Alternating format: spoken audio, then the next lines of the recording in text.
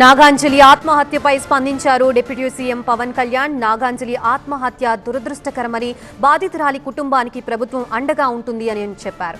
దోషిపై చట్ట ప్రకారం చర్యలు తీసుకోవాలని పవన్ కళ్యాణ్ ఆదేశాలు జారీ చేశారు. రాజమండ్రిలో ఆత్మహత్యకి పాల్పడ్డ నాగాంజలి విషయంలో ఆయన ఈ విధంగా స్పందించారు.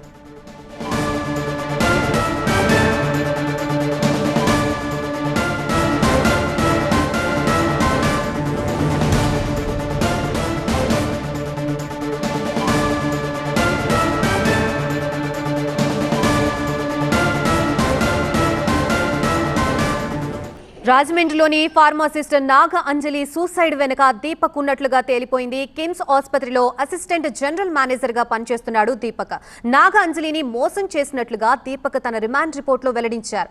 మాయ మాటలతో ఆమెని లోబర్చుకున్నట్లు ఒప్పుకున్నాడు దీపక్. ఒక పెళ్లి వేడుకలో నాగ అంజలిని తాను చూసినట్లుగా చెప్పాడు దీపక్. స్నేహం పెంచుకొని శారీరకంగా ఆమెకి దగ్గరైనట్లుగా తెలిపాడు. హాస్పిటల్ దగ్గరలోనే ఉంటున్న నాగ అంజలిని రూమ్ చేంజ్ చేపించాడు దీపక్. తనని పెళ్లి చేసుకోవాలని మార్చి 23న దీపక్ ని అడిగింది నాగాంజలి.